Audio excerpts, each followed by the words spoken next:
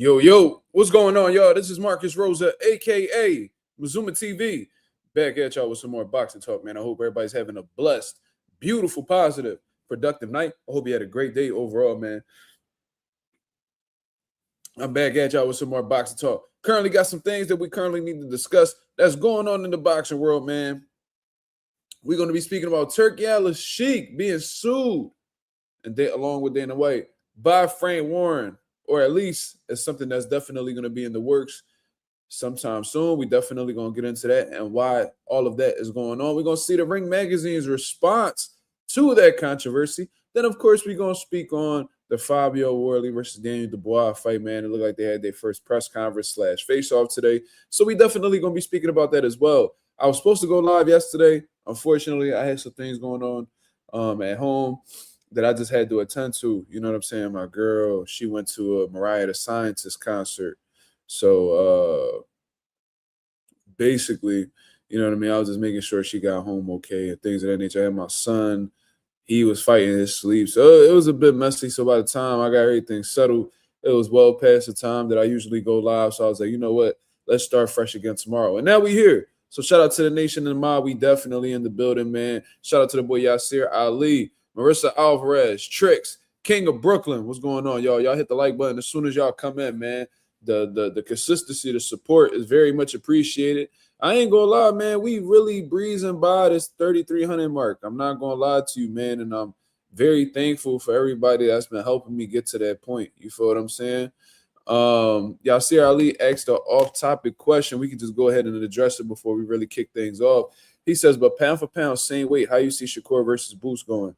I think that's a phenomenal fight, man. I wish that was a reality. I wish that both of these guys were around the same weight, but unfortunately, you know, Shakur is a smaller guy, Boots is a bigger guy, so that'd probably be a fight that we'll never see. I'm kind of certain that that'll be a fight that we'll never see. But to be honest with you, man, that'll be the ultimate test for both of these guys. You know what I mean? Because to this date, both of these guys haven't seen anything like each other.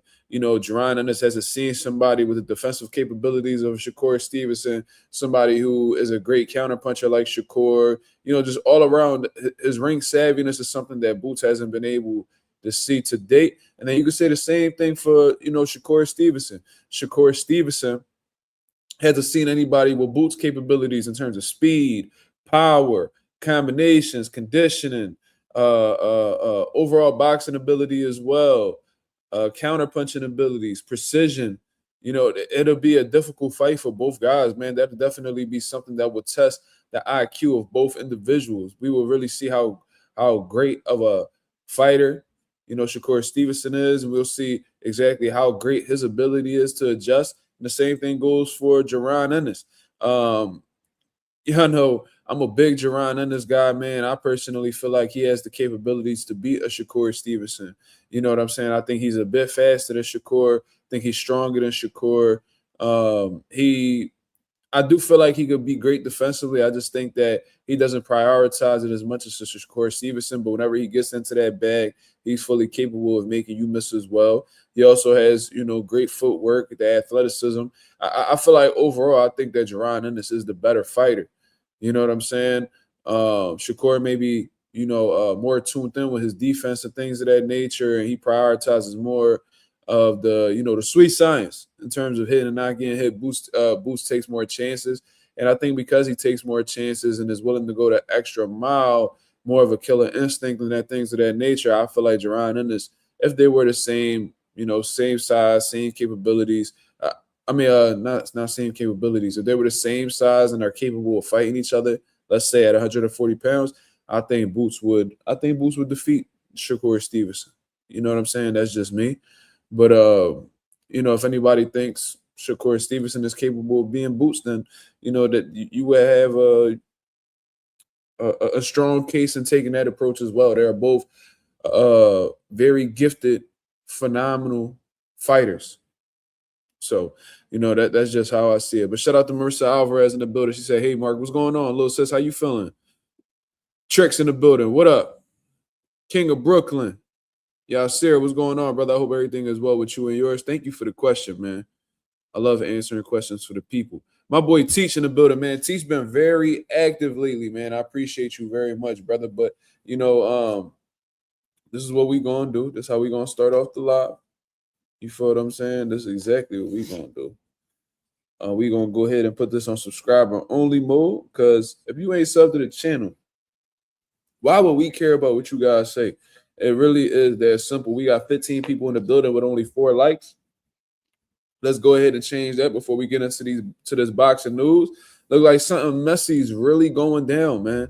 Between Frank Warren, Turki Alalshikh, Sella, TKO, Dana White, you know what I mean? Whatever you want to call it, this was Frank Warren letting it be known that he is not okay with what's going on. He feels like he was fucked over. I guess that's what you would say. And he's putting out a staggering amount of money that he's suing for. That's like the highest amount that I've ever heard somebody get sued for in boxing, $1 billion. Now, does Frank Warren necessarily want $1 billion? If he's capable of getting it, of course, who would turn down $1 billion? But what I think is he's shooting high. So if there's a possibility to settle, he could walk away with whatever he feels like is justifiable and letting the case go. We definitely gonna get into it, because I didn't even know that, because I knew that there was definitely some tension between the promoters and Zuffa, TKO Sella, Turki Alalshikh, and things of that nature. The tension's been ongoing for a good amount of time now. And I think it was only a matter of time before it got to this point. But yeah, man. The shit is definitely hitting this breaking point. And according to what I've been reading, the lawsuit isn't finalized yet. From what I understand, this was leaked to the public. This, that was their intentions, that was their plans. Will Frank Warren actually go through with these plans? I don't know. You know what I'm saying? But the rumors out there, I haven't heard Frank Warren deny it. It seems like Turki Alalshikh, Ring Magazine, and all of them, they're acknowledging it.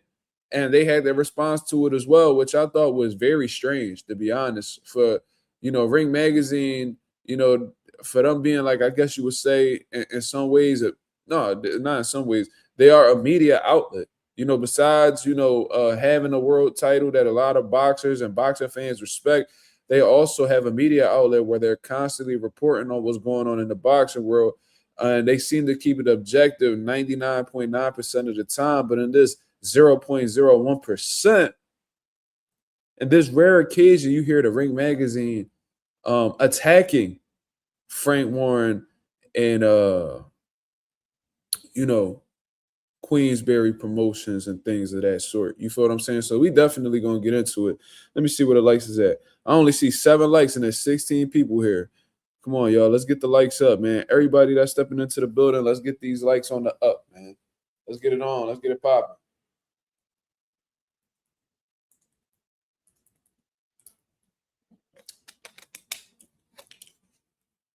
Hope everybody's doing well, man. Hope everybody's doing well. Did I upload it? Let me see. Did I don't know if I put the thumbnail up yet, but regardless, we gonna get it. We gonna get it going. We definitely gonna get it going. Shout out to my boy J Cash in the building. What up? Definitely subscribe, share the live, comment. Yep. So I got the article right here, man. Shout out to talksport.com, the US edition. And this is their thoughts on this whole situation right here. And I would have used the Ring Magazine as a reliable source in this information, but considering that Turki Alalshikh owns the Ring Magazine, I don't really feel like there are a justifiable media outlet to use to speak from Frank Warren's perspective. So let's go ahead and read this article right here, or at least I'll read it to you. With the headline stating Frank Warren threatens $1 billion legal battle. So keyword threatens. So he hasn't necessarily done anything yet to our knowledge. With Saudi Arabia Sella and TKO over Zuffa Boxing. It goes on to say a $1 billion lawsuit that holds massive implications for the future of boxing is bubbling beneath the surface. Frank Warren is preparing legal action against Saudi Arabian state-owned entertainment and hospitality company, Sella. So for those of y'all who don't know what Sella is, it's a Saudi Arabian state-owned entertainment and hospitality company. And TKO Group Holdings, the American conglomerate that owns the UFC and the WWE. TKO signed a multi-fight partnership to form Zuffa Boxing last year with the financial backing of Sella and Saudi power broker Turki Alalshikh. So we know this already. You know what I'm saying? TKO, the ones who have, WWE and the UFC and stuff like that, aka Dana White, signed a multi-year partnership to create Zuffa Boxing, and it is being financially backed by Saudi power broker Turki Alalshikh. According to the Telegraph, Warren alleges that Sella and TKO went behind his back to launch the joint venture and breached contracts they had signed with him in doing so. Now, if this lawsuit was to actually unfold, I would definitely love to read into the documents and everything that'll be presented, because I want to know why Frank Warren is using this whole situation of them going behind his back. Did they have to consult with Frank Warren prior to launching their joint venture? Did they, what was it exactly about these contracts that was breached? So I definitely want to know exactly what that all is about, because he's saying they pretty much backstabbed them and did something without, letting them know. And not only that, but they breached contracts. So I wonder what it is specifically that, they breached. It goes on to say, Queensberry are understood to have sent letters before action to Sella and TKO, warning both companies of his intention to sue for breach of contract. So they sent them a warning. The Hall of Fame promoter is reportedly seeking $1 billion in lost income, arguing that Queensberry would have made the sum had his contract been honored. God damn. So they're saying, like, if these dudes would have abided by the contract and what they agreed to, then they would have made $1 billion or 739,000 pounds. Queensberry claims to have signed an exclusive deal with Sella in September 2023 to provide boxing services, which in turn made the Saudis privy to his industry expertise as they looked to break into boxing. Warren's company says it also came to a separate agreement with TKO that granted the sport giant access to Queensberry online data, including details of his contract with Sella. So let me break this down. Warren's company says, so Frank Warren also came to a separate agreement with TKO that granted the sports giant access. Sports giant. Okay. Queensberry alleges that TKO and Sella used privileged information to go behind his back to ink a 5-year deal that breaches the term of both contracts. Sella adamantly denies the claims. Well, somebody's lying. If Sella's out here like, yo, that's not true, we didn't breach any contract, or there wasn't a contract, they're gonna have to prove that. If Frank, and I highly doubt Frank Warren will come out here and be like, yo, we have a contract that says this, this, and that, and they went behind it. Because, if you say something like that, you have to prove it, especially in court. So if Frank Warren is putting that out there and he's threatening legal action, it's most likely because he has definitive proof of that. But whatever. A spokesperson for the company told the Telegraph, "We are disappointed by the unfounded claims brought by Queensberry and Frank Warren. We reject them in its entirety and are confident that the facts will fully indicate our position." AKA, he's lying, and we're prepared to expose the lies. Talksport.com reached out to Warren, TKO, and Queensberry. Warren refused to comment while there was no response from the other two organizations at the time of writing. So nobody really wants to speak on the situation. So that's the article right there. Shout out to Talk Sports for putting that together to provide some clarity in what's going on between these two. Very, very messy situation. There's just been back-to-back lawsuits in the sport of boxing, which is really unfortunate. We're still currently dealing with the Virgil Ortiz Golden Boy situation along with Rick Meridian and Oscar De La Hoya. So very, very messy dilemma that's going on between Frank Warren. Oh, possible, because, as of right now, Frank Warren is just issuing threats we haven't really seen him do anything or put anything into action to let us know that there's going to be an ongoing lawsuit between the two. Frank Warren feels like they went behind his back and breached the contract, and they lost money as a result of. So Frank Warren is basically saying that they lost money as a result of Turkey going behind his back to make a deal with Zuffa Boxing, and that if they didn't pursue that and they would have just continued dealing with them, he would have made about $1 billion, which is wild to me. I didn't even know that them promoters was making that type of money. You know what I'm saying? That's probably why Eddie Hearn said that he was cool with Sean and Turki Alalshikh's shoes. Them profits had to be absolutely insane. But Frank Warren feels one way. Turki Alalshikh and them, they feel a totally different way. And if this does go to a lawsuit or whatever the case is, then they're just gonna have to prove their case. And the one that provides the most factual evidence or are capable of proving that one breached the contract, or if TKO and them are able to show that they didn't violate anything, and this is just cap, that Frank Warren will leave with nothing in this situation. So we'll see. But this was what was interesting to me. This was what the Ring magazine had put out here, and I ain't gonna lie to you, I kind of was taken aback by this post right here, but then you have to take into consideration Turki Alalshikh owns the Ring magazine. Oscar De La Hoya sold it to him for a good price, and ever since then, Turki Alalshikh has been using this Ring magazine entity as a weapon. I do think he's been weaponizing the Ring magazine on multiple occasions, whether it was using that as a way to make it. They've been using the Ring magazine to get these commentators to push out propaganda that makes it seem like the Ring magazine is the only important belt in the sport of boxing. Not only that, but they're taking the Ring magazine and now they're only going to be using it to affiliate with companies like Zuffa Boxing and things of that nature. You know what I mean? They're trying to use the Ring magazine to throw off these other sanctioning bodies like the WBO, the WBC, the WBA, the IBF. You see what I'm saying? So this is what Turki Alalshikh's company, the Ring magazine, had to say about this alleged lawsuit that's going to be ongoing between Frank Warren, Queensberry Promotions versus Dana White, Turki Alalshikh, Sella, TKO, Zuffa, so many different entities, but nonetheless, they are one big powerhouse. This is what Turki Alalshikh, aka Ring magazine, had to say. So it starts off, it shows a picture of Frank Warren and Turki Alalshikh sitting side by side.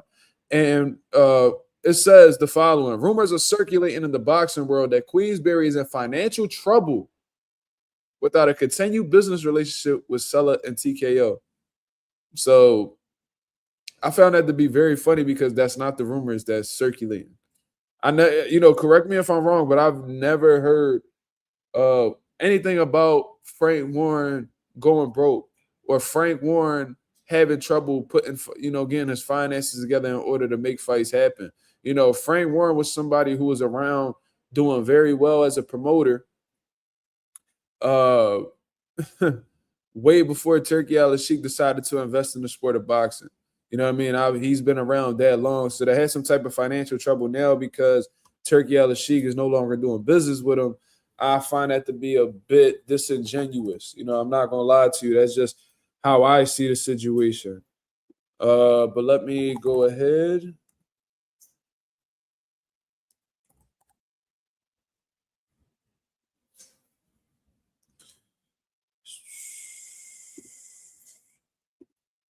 Let me see. Let me go ahead and pull it up on Twitter.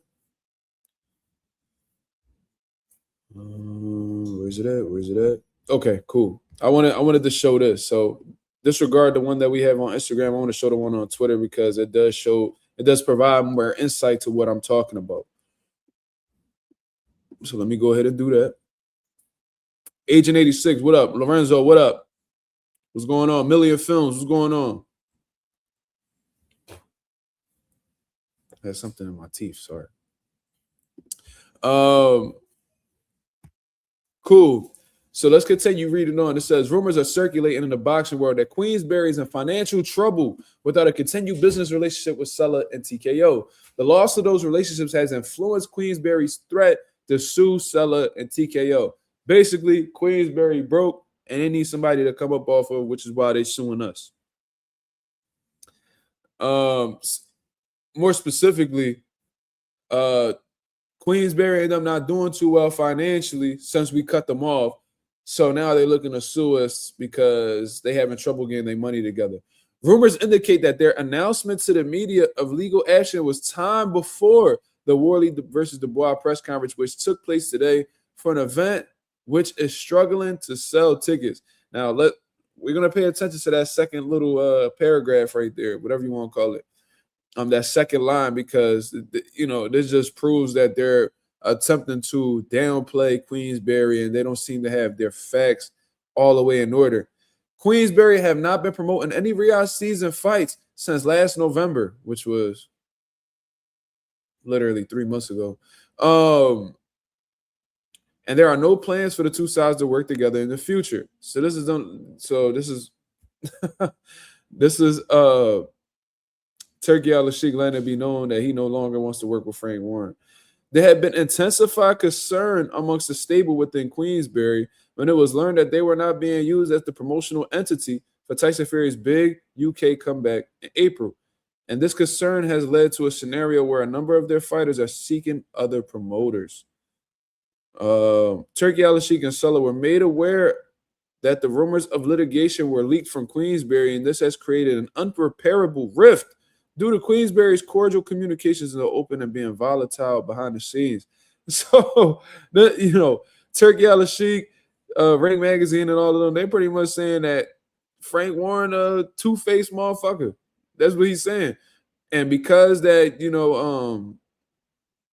because they're going to go try to get into litigations and things of that nature, it has created a situation where it's, the damage is done. There's nothing that could be done to, fix what they have going on. You playing nice in our face behind the scenes. You're trying to destroy us. So that's how I see it. And then they're pretty much saying that Queensberry's mad because they're not the main promoter that's going to be promoting, Tyson Fury, who had a business relationship with Frank Warren for some time, in his comeback fight.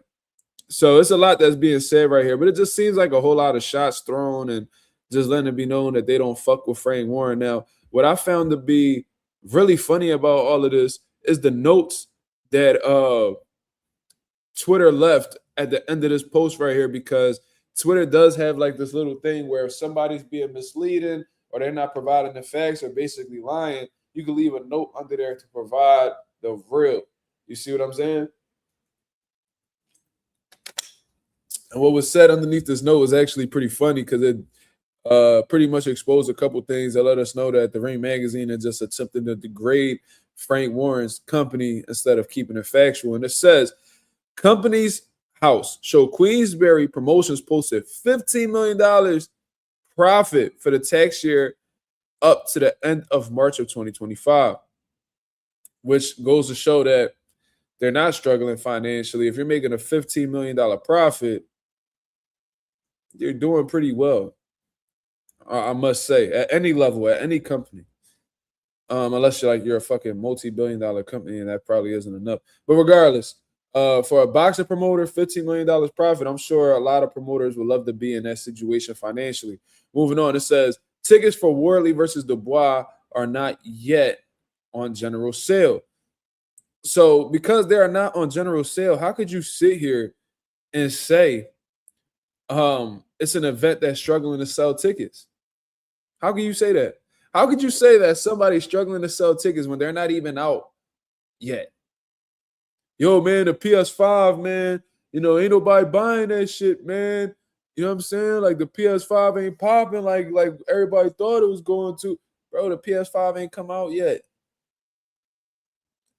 Yo, the Xbox One, man, that shit ain't selling anything. They ain't even doing well, man. They ain't selling no units. The Xbox One ain't come out yet, brother. That's how you sound. Man, you seen BMW with that new X5 that they put. Did you see that 2027, John? Man, they ain't been able to get no sales. They probably gonna stop production on that. No, it didn't come out yet, brother. So how can you sit here and say that they struggling to sell tickets and that they're struggling financially when the facts suggest otherwise? The numbers show otherwise. You know what I mean? So this was clearly a post that was put out here to downplay Frank Warren's name. Like they said, and they made it clear that there's an unrepairable rift between them. It's beef. They don't fuck with each other. A bridge is burnt between the two. So now that, they haven't done business since last November, and Frank Warren is, possibly pursuing a lawsuit against them. Now they're doing whatever they can to try to defame their name. You feel what I'm saying? I don't know. I mean, I don't know the law too well or anything like that. I'm sure if there's any lawyers in the chat, y'all could probably tighten, my knowledge on the situation. But if they're making these false statements that they're struggling financially, or that's ain't that defamation? Ain't that defamation? Like you're putting these statements out here that are false, that are not true. You know what I'm saying? In terms of try to hurt my company or my brand and things of that nature. You might have just added some more things into that lawsuit where Frank Warren could probably try to get some more money up out of you. I don't know. I could be wrong. But the beef is definitely real between Frank Warren and Turki Alalshikh. You know what I mean? And this was definitely Turki Alalshikh's call to put this post out right here. You never heard Ring Magazine talk crazy about nobody like this publicly, on their platform. I've always seen them keep it objective. You know what I mean? They try to avoid bias. It seems like they stick by the facts. But this right here was a direct order from Turki Alalshikh to shit on Frank Warren. You know what I'm saying? And my whole thing is, if y'all don't get along, cool. If y'all not going to do business with each other ever again, that's cool. You know what I'm saying? Some things just happen that way. Some people get along, others don't. It is what it is. But when you out here, making false statements about a company, saying that they're struggling financially when they showed a $15 million profit last year, and then you go out of your way to say that the event between Dubois and what's his dude? Daniel Dubois and Fabio Wardley, you saying that the ticket sales aren't doing well yet, no tickets have been released to the public yet. It's almost like you're fishing for something to talk shit about, or you're talking shit about something that you know nothing about or you haven't done any research on. You see what I mean? My boy Lorenzo in the building said Frank known for suing motherfuckers for defamation too, right? He sued Chris Eubank Jr. a couple times for saying certain things about him and shit like that. I think he sued Chris Eubank for calling him a scumbag or something. And I heard Chris had to pay him a couple dollars, or they had to settle outside of court and things like that. So Frank Warren definitely somebody who don't mind going to court for shit like that. And I'm pretty sure that he's aware of what he could sue for and what he can't sue for. And like I said, if you are considering suing somebody behind the scenes because a breach of contract or something like that, I don't think Frank Warren or Queensberry will leak that information unless they had something credible to base it around. You know what I mean? And with Frank Warren's familiarity with lawsuits and things of that nature, he may have a strong case. Selling them, they saying it's cap. They don't feel like Frank Warren really got anything to go up against them to take to be worthy enough to settle for $1 billion out of court. But it does suck to see promoters and big influential companies in the sport of boxing go head to head, man, because nobody wins when the family feuds. You know what I'm saying? It was all good when everybody was promoting with each other, getting these fights made for the sport of boxing. This could cause a whole rift, unrepairable rift, like they just said, and it could probably stop some fights from being made as a result of these guys going at it with each other.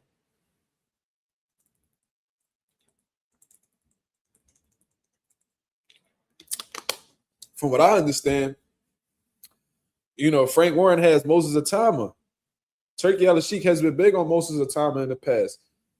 Is that unrepairable rift between the two? be the reason why, most of the time no longer, as long as he's with, Queensberry, is that going to stop him from being on Ring Magazine events? Is that going to stop him from being a part of Turki Alalshikh funded events? Like, what is the situation with that? I really hope it doesn't, man, because I did enjoy watching Turki Alalshikh collab with all these different promoters.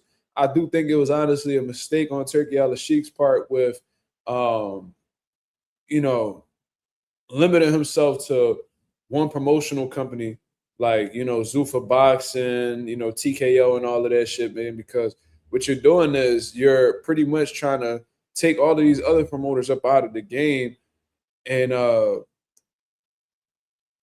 isolating yourself to one entity really takes away from the sport of boxing. You know what I'm saying? I think Turkey should have just continued working with multiple promoters, you know what I mean, having multiple promoters going up against each other that put on some great fights. This whole situation right here, who's to say that Eddie Hearn won't feel away and put out a lawsuit against Turkey? Or what if Bob Arum feels away, puts a lawsuit out against Turkey? And this is gonna be a whole big war, and that ain't shit that we really want to see for real. As boxing fans, we want to see the best fighting the best. We want to see Queensberry versus Tyron. We want to see Tyron versus Matchroom. We want to see Matchroom versus Golden Boy. You know what I mean? We want to see a little bit of everything. As long as we get in the fights, we could really care who's promoting it.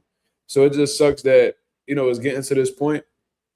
Really didn't like Ring Magazine's response to the whole situation. Let me see what the comments were down here. It says, somebody by the name of Yolanda Aguilar says, congratulations, you've completely destroyed the Ring's reputation with one tweet pushing personal propaganda, which is exactly what I said. The Ring is officially a joke and has lost all integrity. Somebody by the name of Landon followed up and said, using the press as a weapon, eh? Game on, we got Frank. So it doesn't really look like the fans are too they aren't too happy with the way that Ring Magazine responded to this situation, man. And I ain't gonna lie, man. Like, I criticized Teofimo Lopez in my latest video for calling Turki Alalshikh a dictator because it just showed that he was biting the hand that fed him. And I don't think he personally should have said this publicly. But at the same time, Teofimo Lopez's comments show to age really well with situations like this. The fact that you, Turki Alalshikh, have you're having differences with a top promoter in the sport of boxing right now, and you're so emotional, you're so upset about the situation that you're willing to use a platform that's supposed to, be unbiased, be objective, you know what I mean? Strictly keep it boxing and nothing personal.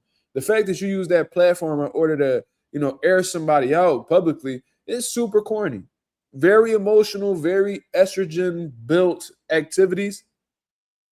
And I ain't really fucking with it. And I see why these dudes are going against, Ring Magazine as a result of this. And yes, Ring Magazine's reputation does take a hit for this because it goes to show that, this whole situation that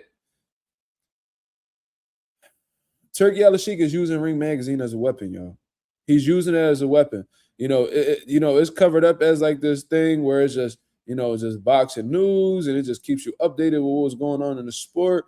But at a moment's notice, when you're not on Turki Alalshikh, when you're not in Turki Alalshikh's good graces, he's gonna use that platform as a way to degrade you and whatever you got going on. And you're spreading lies on top of that. That's the crazy part. Now, if he was just keeping it factual, let's say Frank Warren was $10 million down the drain, and he was losing money and things of that nature. If they put that out there publicly, still would have been corny, but at least they were sticking by the facts and what he said was actually true. Like Frank Warren is struggling financially. Let's say, the tickets were available for the public to purchase, and let's say they didn't sell anywhere near what they thought they would. It's like, okay, yeah, they are struggling to sell tickets. Still would have been corny, but at least you would have stuck by the facts. So not only did you attempt to use the Ring Magazine in order to shit on somebody you've previously worked with in boxing, but you blatantly spilled lies. So you're weaponizing your platform while simultaneously lying about somebody else in order to make yourself feel better. Not really a smart move. Like Like, yo, like Ring Magazine, y'all still got time to delete this, yo. Y'all still got time to delete this. And that's that dictator shit that I was talking about. Like Turki Alalshikh made it. He came into this game trying to push the idea that he was like this, big boxing fan, and he doesn't really care to make a profit, and he really he just wants to see the biggest fights happen. He has a blank check, and he's willing to spend whatever to see the biggest fights happen. He doesn't have any motives. He doesn't have any. He just wants to make the biggest fights. Bullshit. Turki Alalshikh, with the money that he put out heavily in the beginning, was a way to get you to bring him in, embrace him, make him one of us, right? And by overpaying these fighters and making all of these big fights happen, which we're appreciative for, but he used that as a tool to get into the boxing world, which we all know that he got into the boxing world just to get more people to fight over in Riyadh, and they're attempting to make Riyadh the next big, the entertainment capital of the world. So they understand, being in business with the world's biggest boxers will entice more people to come over to Riyadh to partake in their events. I get it, but now he did a power move, and one of the ways that people get a grasp or control over people is by owning media outlets or using the media outlet as a tool. You know what I'm saying? And the whole time, the Ring Magazine has been making Turki Alalshikh like the next coming of God in the boxing world. Or, like basically that's what it is. They've been trying to make Turki Alalshikh like this fucking prophet. You know what I mean? Like, oh, he's the man. He's the most influential guy in boxing, things of that nature. He used the media to pump himself up, to make him seem like, he's like the next coming to Jesus when it comes to this boxing shit. You know what I'm saying? So, with all of that being said, man, it's just crazy how, he played like this nice guy, but now that he's cemented into the boxing game now, where he's like impossible to ignore based off everything he's done in a short amount of time, now he's showing his true colors. Now he's showing exactly what he's in the game to do. And that's pretty much trying to destroy everybody else. He's trying to destroy everybody else by uplifting himself. You know what I mean? And we should have known that Turki was that type of person back when he was trying to shit on when he shitted on Tim Tszyu. I think that was dead wrong. You know what I mean? So Turki moves like a bitter female. You know what I mean? Or just a bitter person in general. I don't even want to make it seem like, when people do emotional shit that it's just woman. But it is bitch. It's bitch nigga activity, to keep it real with you. Turki Alalshikh, the type dude that, I got all of this money, so you have to say yes to me. And when you don't say yes to him, or you don't do what he feels like is right in his eyes, then, he looks at you as like his op, or he don't fuck with you because you told him no. So when Tim Tszyu ended up taking a different route, you know what I mean? When Tim Tszyu ended up coming up short, I think it was against Bakr Murzaliev, he was like pointing and laughing at him. And I was like, the audacity of you to shit on somebody like Tim Tszyu, who, has been coming up short in his latest fights. But, we applaud Tim Tszyu because he took those dangerous fights. So you claim to be like this pro boxer fan, and you should be, and you seem to be really big on fighters who, don't turn down any fights. Tim Tszyu was doing that. He came up short, which is bound to happen when you roll the dice as much as Tim Tszyu does. And you shitting on him. You should be applauding him. You a boxing fan, right? Oh, but because he didn't do business with you, you feel a way about it. So this boxing fan shit is cap, bro. But that boxing fan shit that they label Turki Alalshikh to be is all cap, bro.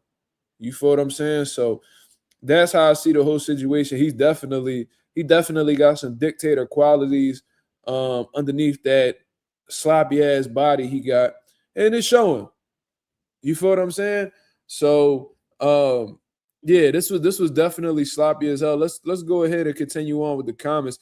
I can't pronounce this dude's name, but he says, "Who owns Ring? Imagine thinking this isn't propaganda. Uncle Frank has these clowns rattled. Time for the boxing community to reject this aggressive takeover. Absolute chancers." See, look. Somebody said exactly what I just said on this live, bringing up that defamation shit. He said the tickets aren't even on sale yet, so now Queensberry going to sue you for defamation as well. See, and I don't even know the law, but it's like you can't sit here like Jake Paul was talking about suing motherfuckers for defamation because everybody was saying that his fights were scripted. He's like, no, y'all not going to keep saying that. Everybody who says that is going to be getting a letter sent over from my lawyer, and if you don't apologize, then we're gonna go ahead and sue the fucking socks off your dumbass. So now you're opening up more avenues for Frank Warren to attack you and possibly get some money about you, man. Because like I said, you're spreading lies. You said that the fight is struggling to sell. The tickets aren't even on sale yet. You say that this dude Frank Warren isn't doing well financially. He just showed a 8-figure profit last year. What are you talking about? What are you basing this off of? And that's why everybody in the comments right now is talking about, you know what I'm saying? Y'all validity is down the drain now because the moment that y'all had some type of conflict, you're going to use this as a platform to spread propaganda when it should be an objective, factual media outlet. You feel what I'm saying?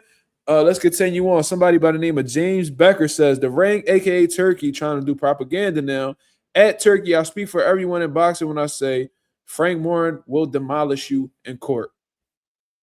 So it sounds like everybody back in Frank Warren play, and I ain't going to lie. Based off everything that I saw so far, I ain't too far away from them. You feel me? James Becker also goes on to say, Turkey is rattled. The Wardley Dubois tickets haven't even gone on sale. We genuinely hope Frank Warren becomes more, quote unquote, volatile. You owe him $1 billion. See you in court. Oh, shit. Somebody by the name of Ann Still Boxing. Tickets haven't gone on sale yet, you slimy pricks. You've become the gutter press. Get out of our sport. God damn. You see how everybody's switching up on Turki Alalshikh? Y'all was so big on Turkey, so big on him. And I was telling y'all how the way that he was moving in certain instances that I'm like, yo, y'all gotta watch out for dude. But now that he's going out of his way to shit on one of the most renowned, promoters in the sport of boxing, now everybody's eyes are opening up now. Like, oh shit, like this dude, like who the fuck Turkey think he is? You know what I'm saying? You just came into the sport. You're a fucking visitor in this culture. But because you put some dollars up and you got our love and respect, you think you can do whatever the fuck you want now. So this is what we're gonna do. We're gonna stand up against you. We're gonna bash you on social media, and we're gonna go about our way. We should have known exactly who Turki Alalshikh was as soon as he started collaborating with Dana White, in his own way is a fucking dictator, in my opinion. And you know what I mean? They see eye to eye in that way. Modifying the Muhammad Ali Act and, you know what I mean? Just trying to bring over the same thing he did over to the UFC and boxing, showing zero transparency for fighters. You know what I mean? Shit like that. I wonder how these UFC fighters feel knowing that they just signed Conor Benn, who has accomplished shit in boxing, for a $15 million deal for one fight. They got to go and take knees, kicks, elbows, ground and pound, arm bars, bodies completely broken down for crumbs that are falling off a Dana White table.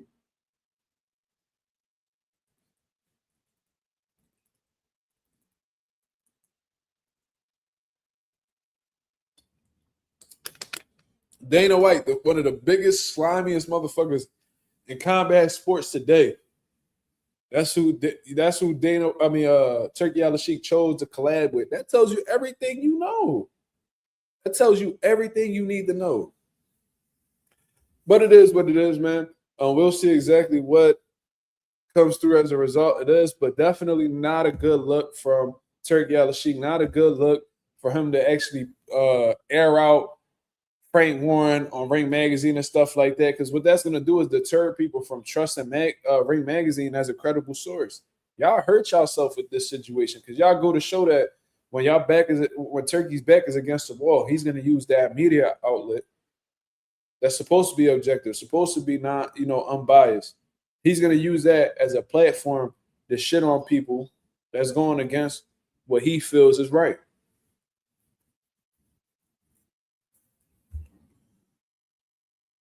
Pro Up Dan said,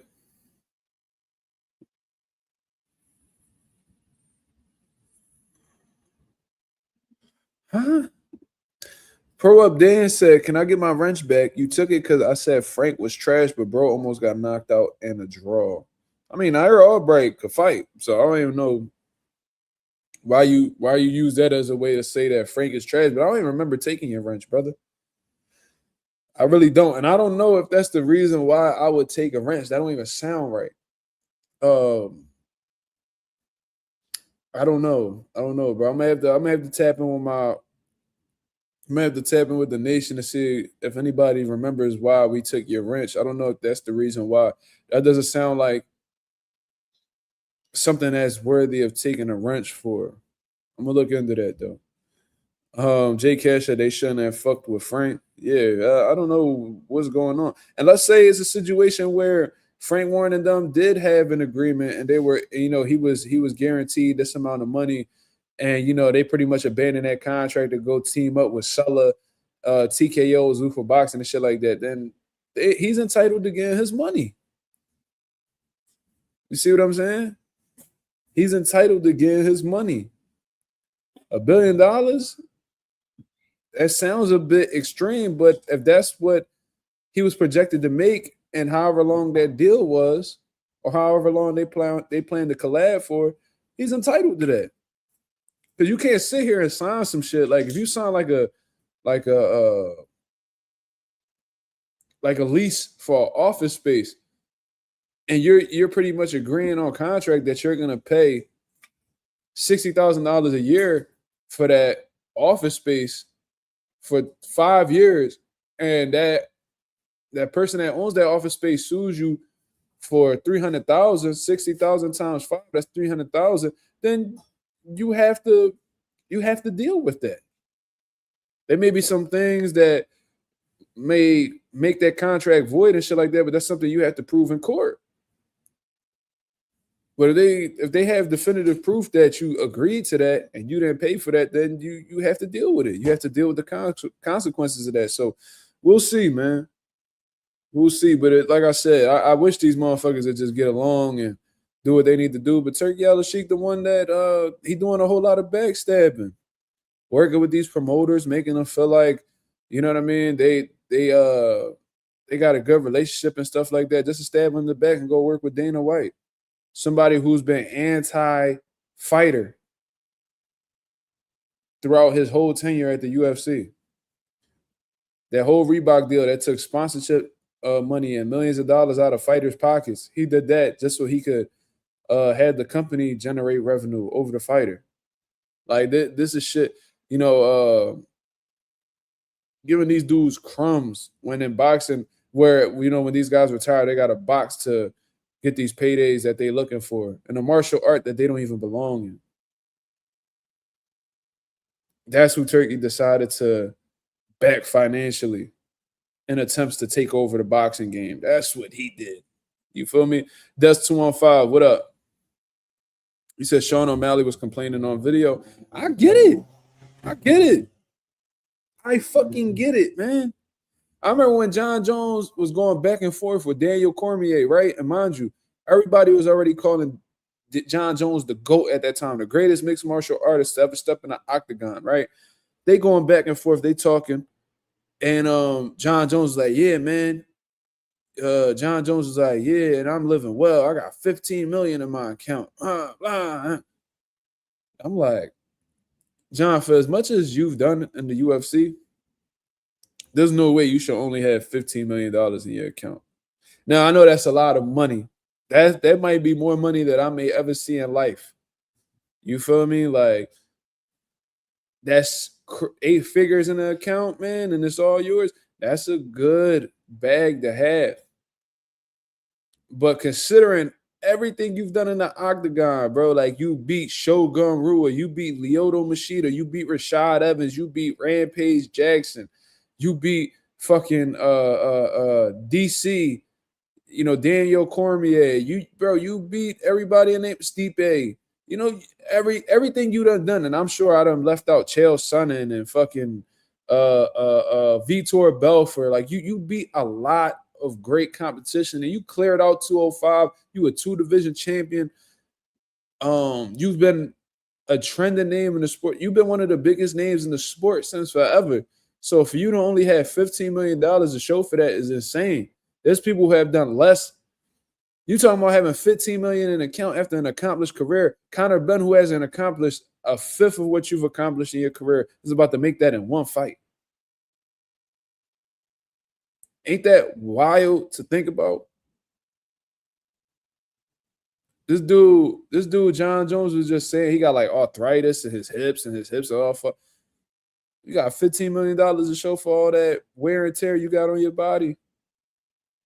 I don't know, man. I don't know. I just see shit different. Like John Jones, he should be high 8 figures, not low 8 figures, high 8 figures, close to 9 figures.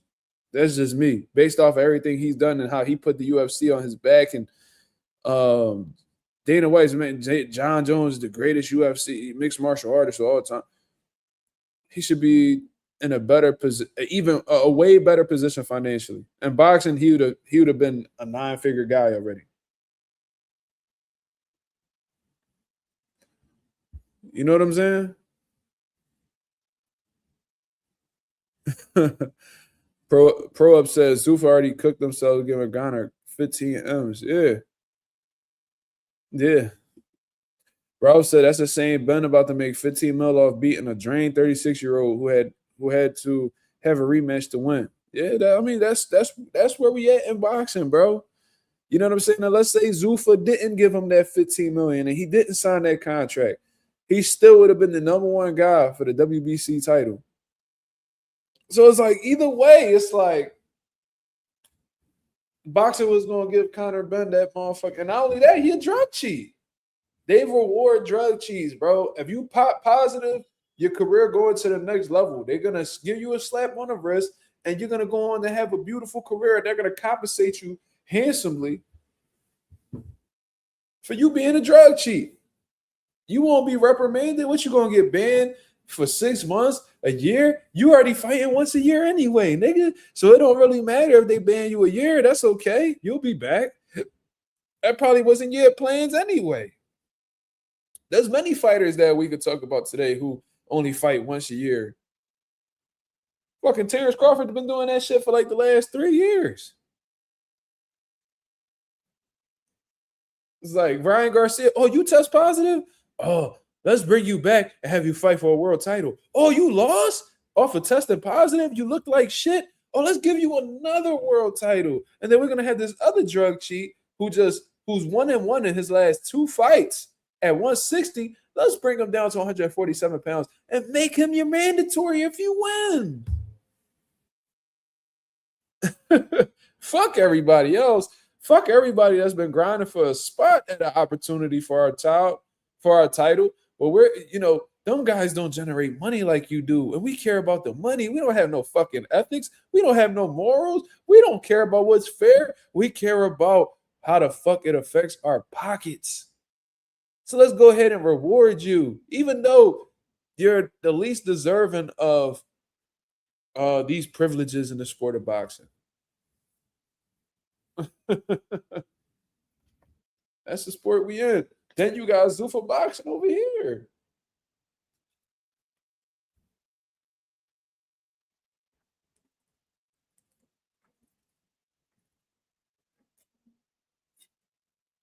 And I ain't gonna lie, I ain't really mad at Zuffa Boxing the way they moving. Boxing's so fucking unstructured, so much empty promises in the sport of boxing. You sit down and you ask these motherfuckers why they signed with Zuffa. A lot of the time it's because they fucking have structure. They have fucking structure. These promoters be like, they'll sit down with you and be like, oh man, you call your promoter, hey man, no, you know what I mean? I'm ready to get back to work, man. You know, them bills coming in, I'm trying to get another fight day. Oh, yeah. Oh, we're looking at April, man. So try to get ready then, and we'll be reaching out shortly. April, March come around. Hey man, we still good for April? I don't know, man. We've been having trouble. Let's aim for June. Let's aim for June. Okay. Boom. May come around.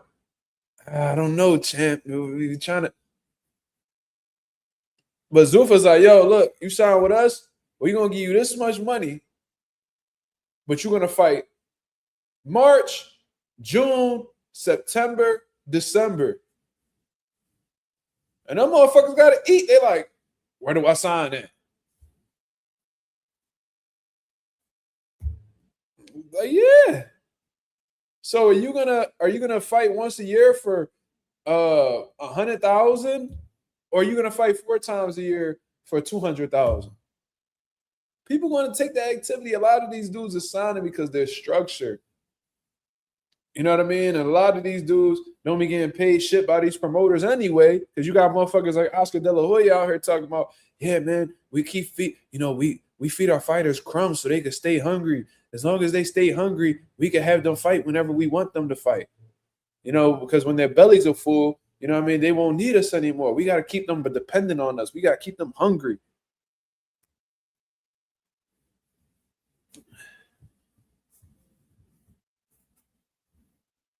Like it's the same shit. Like that's why these dudes are signing with Zuffa right now, because all these motherfuckers promoters are negligent. They don't care about their fighters. J Cash said Eddie's time is ticking too. Motherfuckers better have their shit in order, man. This situation with Zuffa should make these promoters want to tighten up their game, bro. Yo, let me make sure these contracts is right. Am I breaching any of these contracts? However many fighters you got, 200, 300, you better have them lawyers sitting down and looking at each contract and make sure you are fulfilling everything that is on that agreement. And if any of them become a free agent, if they're really a valuable asset to you, you need to do what you need to do to sign them to an extension. Because if not, you know who's going after them. Especially since Dana don't like you. He out here calling you a pussy any chance he can. And he over here talking about this shit's like smacking babies and shit like that. Like he making it seem like, which is crazy to me, because like, Dana, like, you doing all this flexing and flashing and all that shit, but you really using another nigga money to get your way. Like you just the face. You feel me? You really just the face. You really a middleman. Because Turkey giving you the money, you giving the money to fighters. You just overlooking the company. You not really the boss, but Dana gonna pop his shit though, because he competitive. You feel me? But he talking crazy. So Eddie Hearn, go to Oscar De La Hoya, because Oscar had this. The reason why he lost a lot of his fighters before, because he wasn't overlooking his company. He was too worried about snorting coke and allegedly sticking bottle caps up his ass. He wasn't even worried about what the fuck was going on with his fighters, and that's why Al Heyman and Richard Shaver walked away with a majority of his guys that he thought that he had in contract.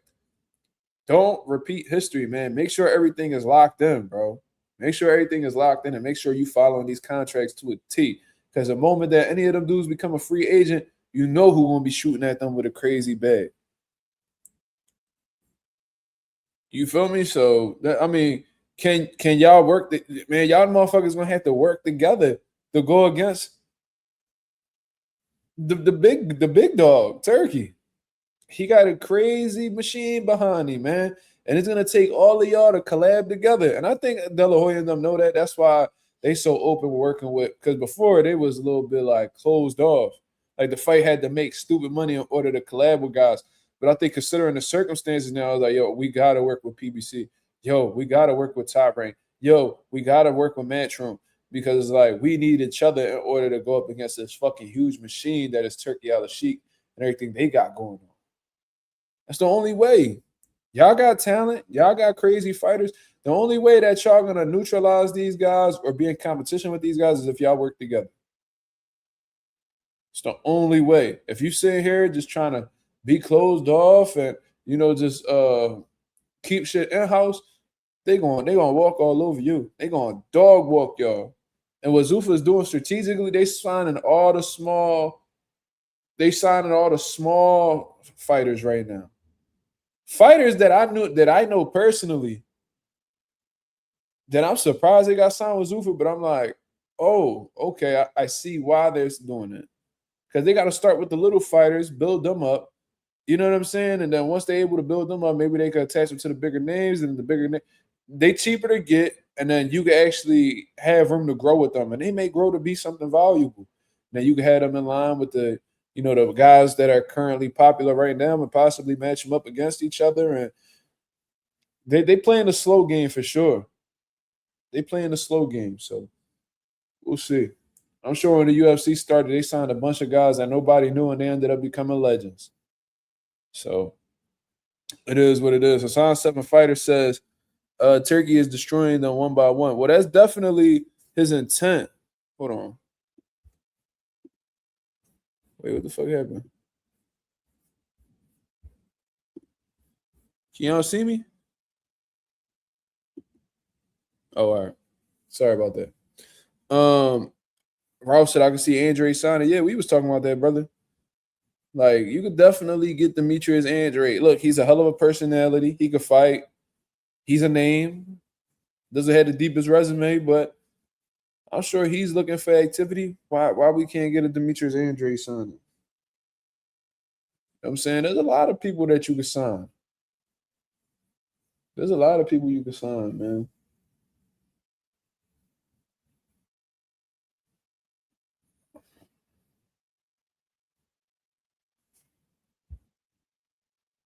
J Cash followed up and said, then on top of that, Zuffa could be on national TV at any moment since Zuffa is showing on Paramount. That's another great point. They have a network deal. You want exposure? We're signed with Paramount. We could get you that exposure. You want activity? We'll give you activity. Not used to being paid frequently, we'll pay you frequently. So, like, would you rather take one solid payday? Would you rather take one payday and then you got to live off that for the rest of the year? Or do you want to get paid consistently where you actually have some form of revenue coming in throughout the year? You'll be fighting 3-4 times a year. What you think they're going to take? A lot of these fighters, they're not asking for much. A lot of these dudes just want structure. They want to be known how often they fighting, what they fighting for. You know what I'm saying? What type of exposure they gonna get. And Zuffa and them, they that's why they able to sign the people they signing, because they're ironically they're showing transparency to fighters. Now they're not gonna show full transparency. They ain't gonna they're not gonna sit down with you, open up the motherfucking books and tell you how much money they done made. But they're gonna let you know how often you fighting. You know what I mean? They're gonna open up all different resources to you. Like I'm sure people who sign with boxing are gonna be able to go to the UFC, Performance Institute. I'm sure they're gonna be, you know, they're gonna have access to like nutritionists and the best medical care and stuff like that. Because I heard that's what the UFC guys got. They get their brains checked, and they got like physical therapy and shit like that. Like I've heard that about UFC guys. Like they're taking very good care of medically, and they have a shit ton of resources that they could do to continue to perform at a high level. So there's definitely some perks, but right.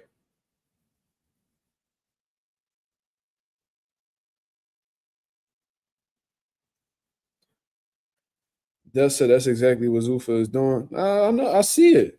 I be sitting back watching, bro.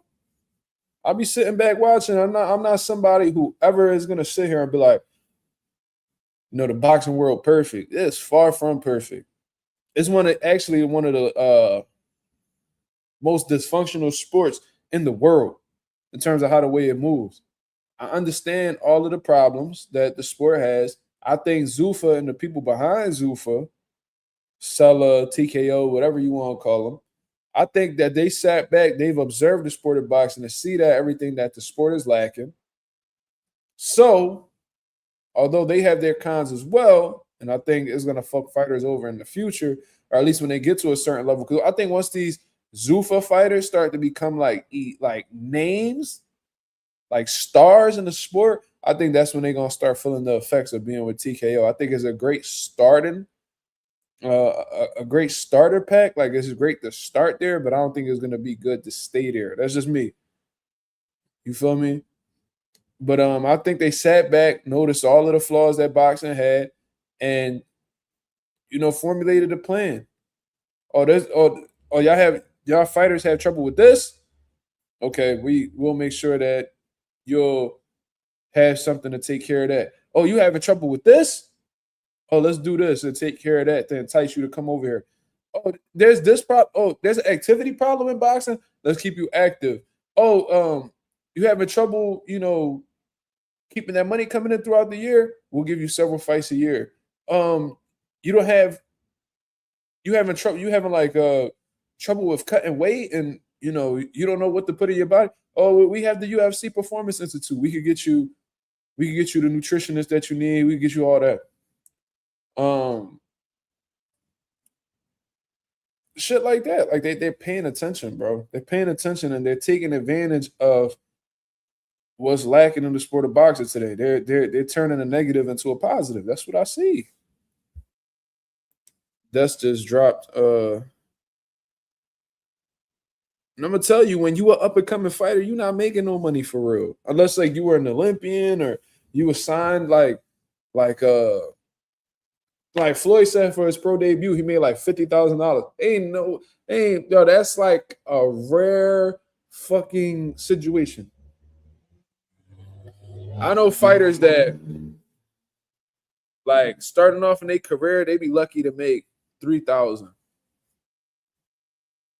You feel me? Like if you and then after you pay everybody, you probably only coming home with like $900.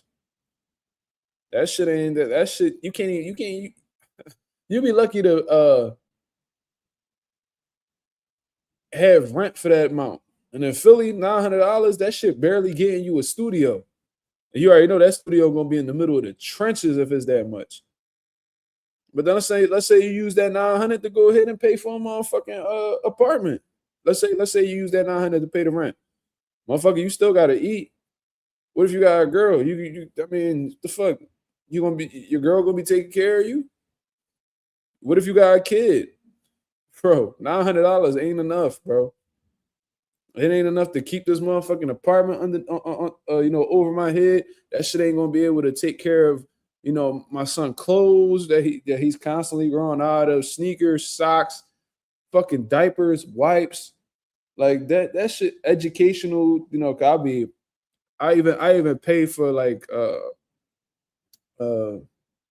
I pay for like educational gains for my son to like enhance his speech. My son got a speech delay.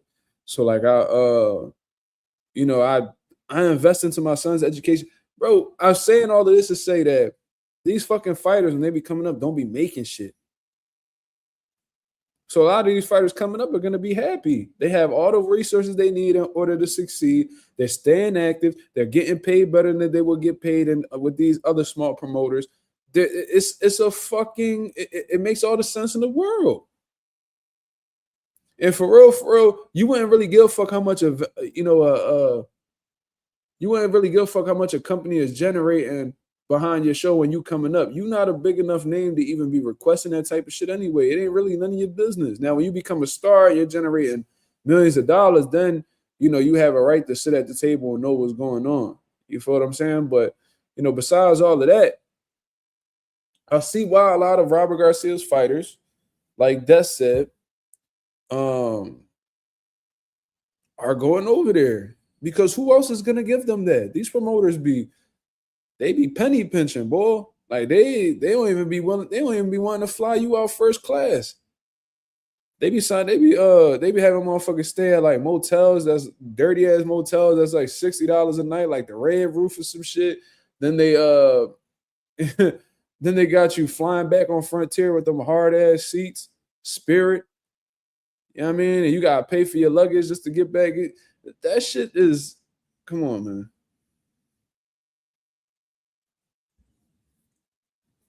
That said, he said they love it there too. Well, they ain't even been there that long. That's the funny part. Like how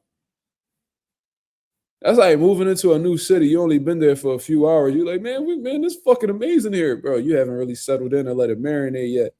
But they may very possibly love it though. They might grow to love it. I don't think Zuffa's been around. What, they only had one event. There's still time.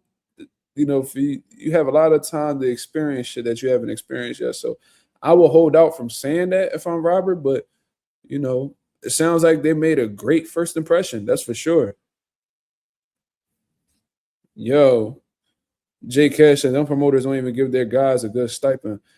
I'm gonna tell you this, Jay Cash. I only know one fighter that I've dealt with personally that was receiving a stipend. These fighters, these fucking fighters, don't even be receiving any type of um allowances or whatever the hell you want to call it from promoters. These promoters don't be giving a fuck about these fighters, man. They're like, yeah, yeah, they gonna give you all these fucking tickets and be like, oh, you gotta try. Then they put all these pressure on these fighters. You gotta sell 300 tickets. You gotta sell 400 tickets. You gotta sell 200 tickets. Whatever the case is, because in their eyes, them ticket sales is what's gonna take care of your purse.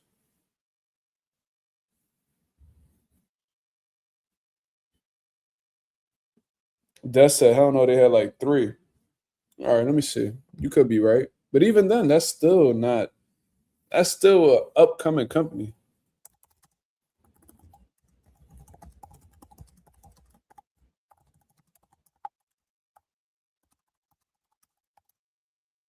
Zuffa. Yeah, they had three completed events, and they got one coming up March 8th. That's still a relatively new company. If you only had three events, it's like you ain't even getting your feet off of the ground yet. So, but they plan to have 12 to 16 events in 2026. So the first one was in January, January 23rd. So it just made a month since their first event. It's only been a month. But hey man, if they like it, I love it. I'm for whatever the fighter's happy with.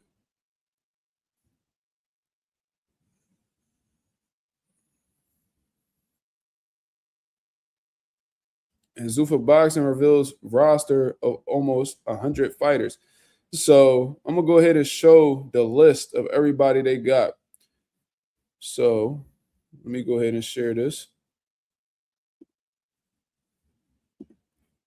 And it's only gonna grow. So I'm not gonna name everybody, but I'm gonna name the ones that I know. Ahmed El Biali, the one who just took a devastating knockout loss. Andrew Tabiti, he was signed with Mayweather. Brandon Glatton, Callum Walsh, Carlos Ocampo. Carlos Ocampo was the one who got stopped by Earl Spence in like one round a while back, and he done been beat a few times since then. Charles Martin, Connor Benn, Devin Gant. Now, I used to work with Devin Gant, which is crazy. I would have never had thought that he would have gotten signed with Zuffa. Let me actually make sure that, because I used to install fire sprinkler systems, right? And yeah, it's crazy. Oh wow. He actually had just lost. He actually lost on the last event. That's crazy. Actually had gotten stopped by a 9-0. Kind of crazy that a 5-2 is fighting a 9-0 though. But regardless, he coming off of three straight losses. I used to work with Devin Gant. We used to install fire sprinkler systems with aqueduct fire protection systems. I remember that shit. That was a good little throwback. But I would have never have thought he got signed with Zuffa, but it is what it is. Let me see who else. Devin Gant. Edwin De Los Santos, somebody who's been struggling to stay active. So that'll work for him really well. Floyd Diaz. I think that's cash flow, right? That nigga that came up with Floyd. Ain't his name Cash Flow or something like that? Yeah, they got a little cash flow. We got a little 14-0 dude that been around the game his whole life. That's a good little addition. Ivan Disco, he fought Jermaine Franklin not too long ago. Jai Opatai, Jalil Hackett, Jamar Talley. Wait, Jamar Talley, wasn't he an Olympian or something like that? I heard of Jamar Talley before. Yeah, Jamar Talley was a decorated amateur. Yep. Wait, Jamar Talley. Is this the? Nah, this can't be him. Nah, that ain't him. He from Camden though. Hold on. Where have I heard of this dude from?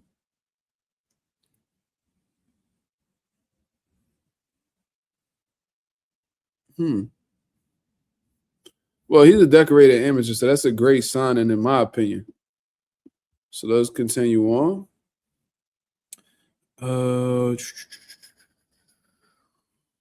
Okay, Rayo, former world champion. Julian Rodriguez, that's a great addition as well. Mark Magsayo, great addition.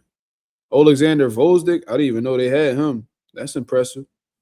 Omar Trinidad, I heard of him. Not the biggest name. Odebek Kalmatov. That's the drug cheat, right? Or I'm tripping. No. That's the dude that fought Raymond Ford.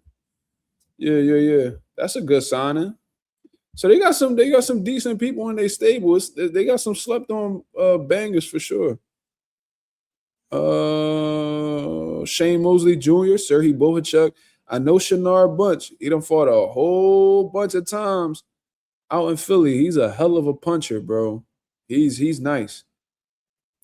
But yeah, they got some slept on motherfuckers on here, bro. So they doing their thing. They doing their thing, bro. So we can't even play with them. They definitely building that roster. They got some slept on gems over there.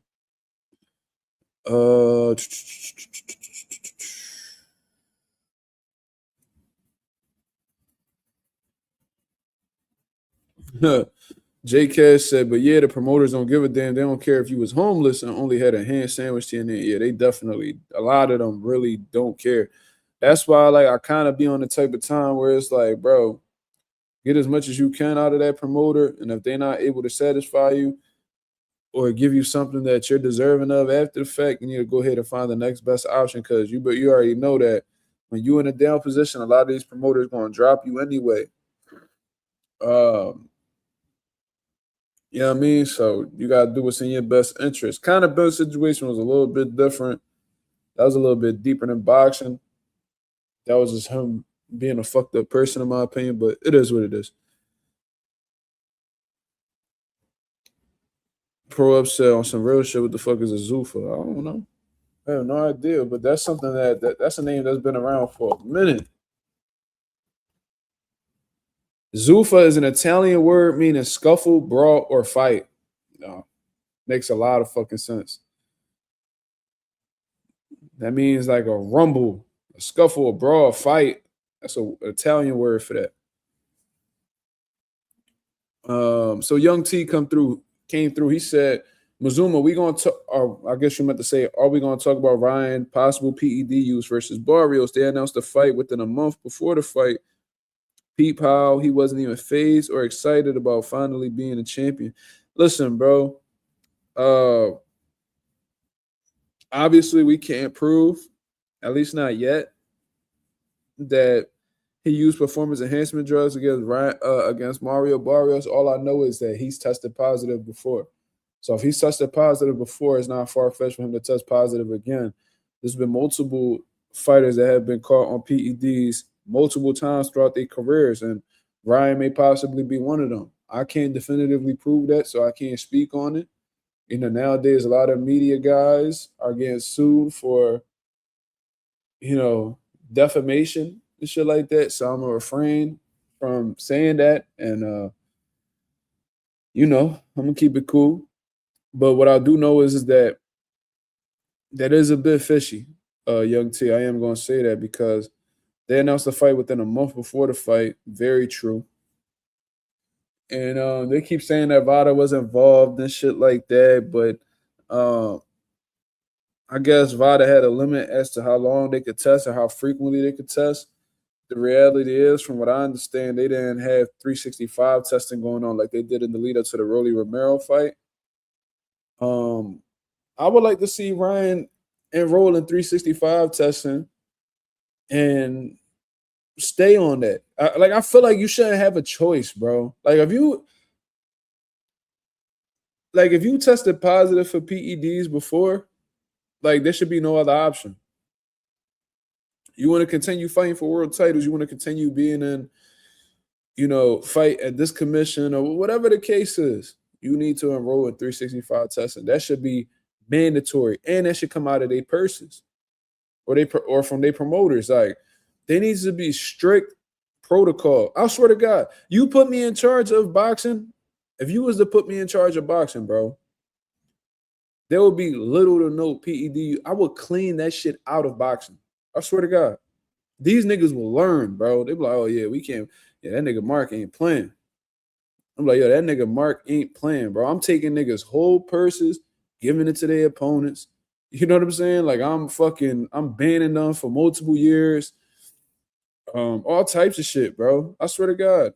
They have to enroll in strict testing. 365, whether it's VADA, WADA, USADA, I don't give a fuck who it is. Whatever ADA it is, you need to enroll in 365 testing inside and outside. As long as you are an active boxer, you need to be enrolled in testing until you retire. Simple.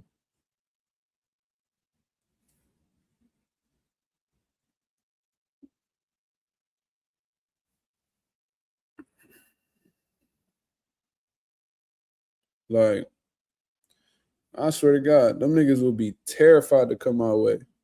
Oh, you got paid $5 million for your last fight, and you tested positive for PEDs. Taking it.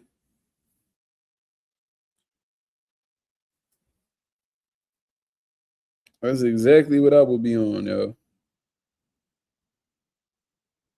That shit need to be put in contracts. If you test positive for performance enhancement drugs, your 100% of your purse will be revoked and given to your opponent. That's how we gonna do this. Most boxers will now agree to 365. Well, on some real shit, then there needs to be a microscope on you. Simple. Like if you're not willing to, because why? Why wouldn't you? If you're a clean fighter, why would you be opposed to it?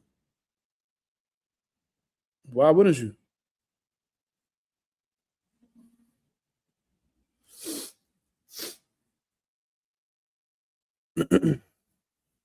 I think Devin Haney does it. The fuck is the problem?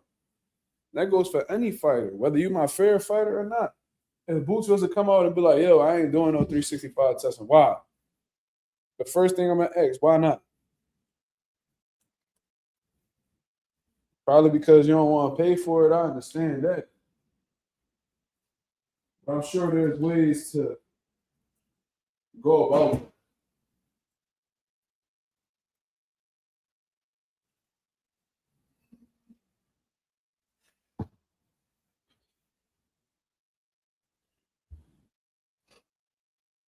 Conte said Devin, Crawford, and Spence refused 365 before.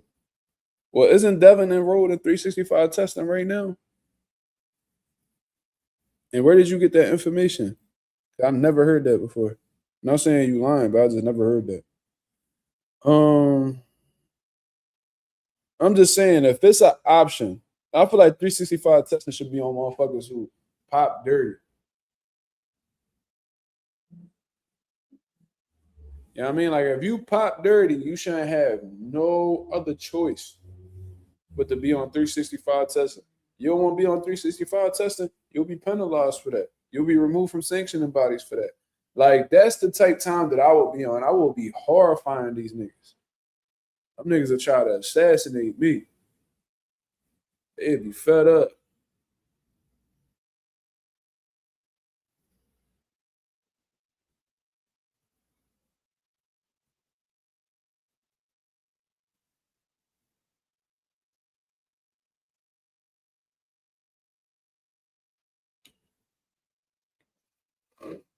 You said when he was on. Why are you telling me to go look it up when you the one who cited it? If you cited it, you supposed to be the one that's looking it up.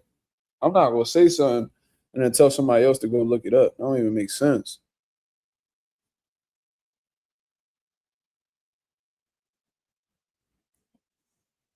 They getting tested at a family barbecue. Facts. You could be in the middle of getting some ass. Niggas banging on your door at 6 in the morning. Yo, blood and urine. You on vacation, all of that. You could be down Bali. You could be down Puerto Rico, Mexico, wherever you want to go, Japan. Them niggas out there looking for you. Oh, you talking to dude who calls you a bot? Oh, you talking about tricks? Okay. But yeah, man. I was gonna talk about Wardley and Dubois. I guess we could show the just for the hell of it. It's about a minute and some change. Fuck it.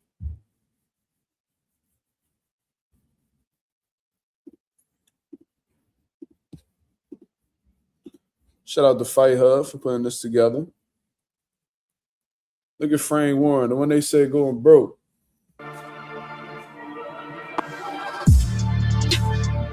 Damn, the boy need $1. Look at him.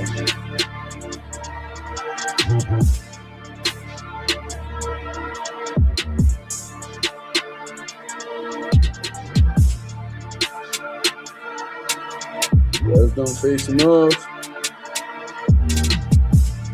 Well, that's them taking pictures. That's them facing off. Hey, Fabio look a little taller than Dubois. Okay.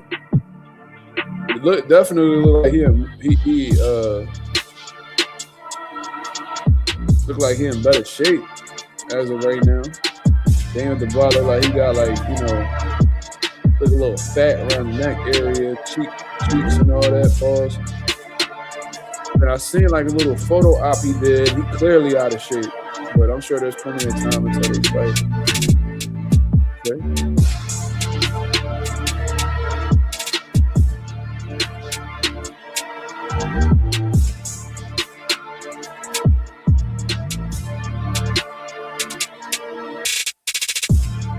That's crazy.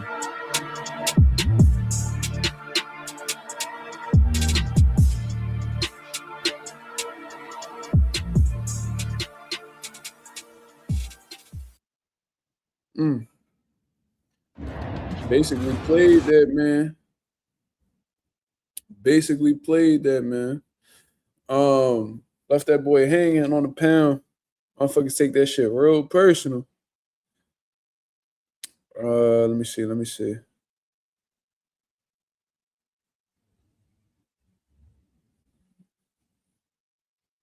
He said Dubois got packed last time he did that. Yeah, I remember that shit. Yeah, Dubois not somebody who really intelligent though. It seemed like this motherfucker don't really learn his lessons. But that's a great fight, man. I got Fabio. I think he's the fresher fighter, meaning he hasn't taken as much damage as Daniel Dubois. His defense is a bit leaky, so that's something that Dubois could take advantage of. And Dubois has good power, so I don't even know if Fabio could take that onslaught that Dubois got out there. But if Fabio is able to weather the storm or at least avoid those big shots momentarily and is able to put them motherfuckers together, he could oh shit. Okay, cool. If he's able to, go about things strategically and land some big shots on Dubois, he could get Dubois up out of there, man. He could definitely get Dubois up out of there. I know for sure he has a bigger heart than Dubois. Definitely got a bigger heart than Dubois. Dubois, he starts off strong, but when he starts to not get his way and he starts to feel that pressure, he starts looking for a way out. That's just a tendency that Dubois has had since being exposed by Joe Joyce some years back. Tough dude. He is tough to an extent, you know what I mean? But he can be broke. You feel me? Like he got heart, but to an extent. I think Fabio has shown that his heart is like limitless based off of what I've seen. Like that Joseph Parker fight, he fought with everything he had and it paid off at the very last second. So I trust Fabio's heart a lot more than Daniel Dubois. But can Fabio either neutralize Dubois power or absorb it? I think, like I said, I think it's going to come down to I think it's gonna come down to who lands the more effective shots consistently. Like I think it's gonna come down to who's just better offensively that day. Because both of these guys, neither one of these guys have great defense. They both get hit. You know what I mean? And although I do trust Fabio's heart more than Dubois, that don't mean he can't get put out. Like just because you tough and you got heart don't mean you can't be knocked out. So it's gonna be an intriguing fight. But I'm going with Fabio. I'm going with Fabio, man. Uh I think he's gonna put that pressure on Dubois. You know what I mean? Dubois might hit him with some good shots, but I see him weathering the storm. I see him packing Daniel Dubois, man. I see Dubois going out like a hoe, like he usually do. I ain't gonna lie. He said, Pro Up said, I don't think Dubois come into fights with a game plan. Hey, yeah, I think it takes it. He probably does come into fights with game plans, but I don't think he has the IQ necessary to stick with a game plan.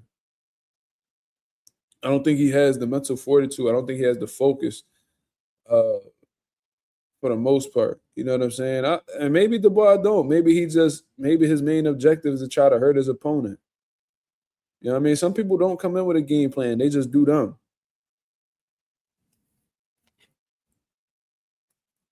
Like Floyd, and I think he was lying, but Floyd to say some shit like, you know what I mean? Like, I don't have a game plan. I just go out there, see what I see, and then I make adjustments. Now, I think that's cap. I think Floyd did a whole lot of studying. I think he was too competitive to not worry about what his opponent was doing. But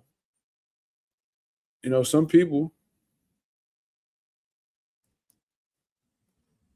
just go in there blindly. Dubois is a heavyweight Rolly. Rolly is actually getting better at boxing. You feel what I'm saying? Like, I think Rolly it's maybe because he got knocked out in the past and shit like that, but I think he's starting to slow shit down.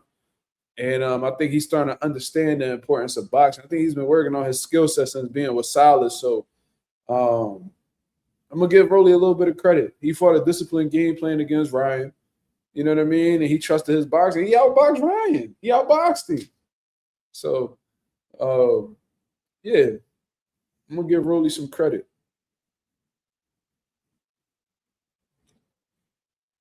But Dubois made a hell of a 180 since he took that second loss of his career when he lost to Usyk the first time. He made a hell of a 180, bro. Like I was like, oh shit, okay. I almost threw away the whole he ain't got no heart shit. I said maybe, you know what I mean? He found that dog in him. I don't know. Because when he beat Philip Herkovich, Gerald Miller, Anthony Joshua, and all that, I was like, oh, this nigga on the roll. I said, oh, he on the roll. He had that shit going that Usyk put a stop to it again. So, and then he was going to fight Joseph Parker. Then he ended up pulling out. So then he ended up getting the Usyk fight anyway, and he got exposed again. You know what I mean? But that's how we going to wrap up the live, man. I appreciate everybody that came through and showed love to the channel, man. Everybody that hit the like, everybody that hit the subscribe button. Thank you very much for tuning in. I'll be back at y'all. The video that I'm going to be putting out tomorrow is going to be taking place at the studio. You know what I mean? I don't know if we're going to go live. I don't know if we're going to put out a video. Y'all let me know. Should I go live early afternoon tomorrow?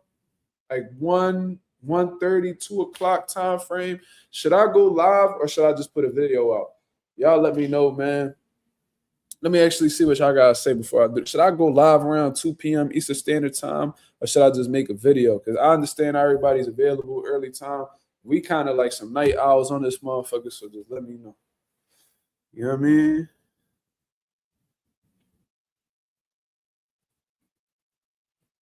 Ooh, that boy Henry said, I don't think Fabio is going to be able to take Dubois power. Dubois is pre-championship.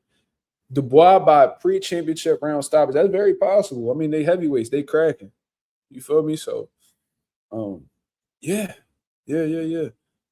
That's definitely possible. Like I said, they both have leaky defense.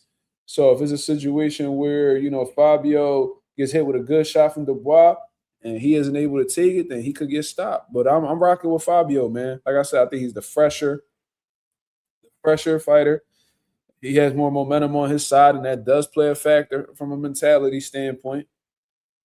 Because Daniel Dubois may be a little bit iffy.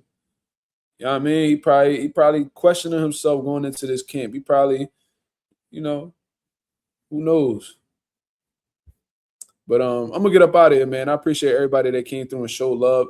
As always, if y'all could go ahead and hit the like button on the way out, that'd be very much appreciated. We on the road to 4K. We well into the 3,300 mark. About to crack that 3,400 mark in due time. Shout out to the nation in the mob. We'll be back at y'all with another live tomorrow night, 10:30 p.m. Eastern Standard Time, to continue cooking up on what's going on in the boxing world. Until then, I hope you guys have a blessed, beautiful one. I'm up out of here, man. Peace.